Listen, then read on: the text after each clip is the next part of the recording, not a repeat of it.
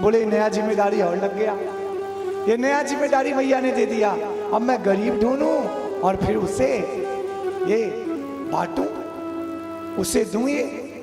अब ढूंढने लगे, जिसके घर में जाते बोलते भैया भिक्षा दो, बात करते, फिर कहते ये तो गरीब है, ये नहीं किया।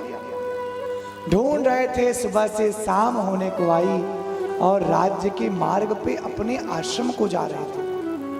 अपने आश्रम को जा ही रहे थे कि रास्ते में बड़ी धूल उड़ने लगी, सेनाएं दौड़ने लगी, हटो हटो, रास्ता छोड़ो, रास्ता छोड़ो, हटो हटो।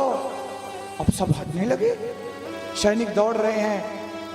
उस संत भगवान ने कहा ये क्या हो रहा है, ये क्या हो रहा है, क्यों रास्ता हटाया जा रहा है? बोले महाराज राजा की सेना आ रही है, महाराज आ रहे हैं। बोले महाराज क्यों आ रहे हैं रास्ते पे? बोले जा रहे हैं दूसरे राज्य पे आक्रमण करने। बोले आक्रमण करने क्यों जा रहे हैं?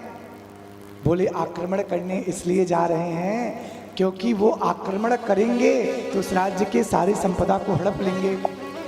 क्यों, तुम्हारे राजा के पास धन नहीं है?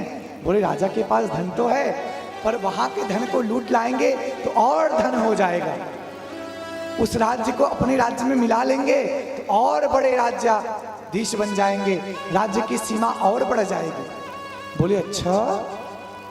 बोले हाँ महाराज, वहां राज्य में आक्रमण करेंगे, वहां के धन संपत्ति। राजा की पालकी आने लगी, सामने आके खड़े हो गए। राजा ने कहा अरे मरा बाबा मरा, रोको सारथी रथ रोको। सारथी ने लगाम लगाया, रथ रोक दिया। संत खड़े रहे, राजा को ऐसे किया, ए राजा इधर आ। राजा बोले सारथी ये किसे बुला रहे हैं? बोले महाराज हमें तो लग रहा आप ही को बुला रहे। सैनिकों से कहा सैनिक जाओ पूछो क्यों बुला रहे।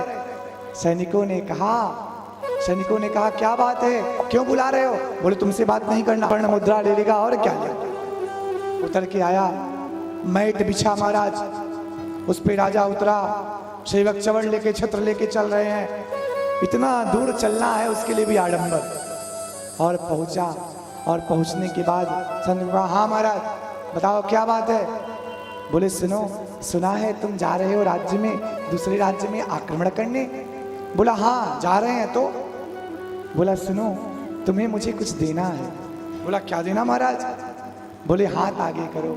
उस राजा ने जैसे ही हाथ आगे किया, उस संत ने अपने कमंडल से वो 2 कौड़ी निकाला और राजा के हाथ पे रख दिया। बोला मैंने तुमसे बड़ा गरीब, तुमसे बड़ा असंतोषी कहीं नहीं देखा, सबसे बड़े गरीब और असंतोषी तो तुम ही हो, लो इस कौड़ी को तुम ही रखो।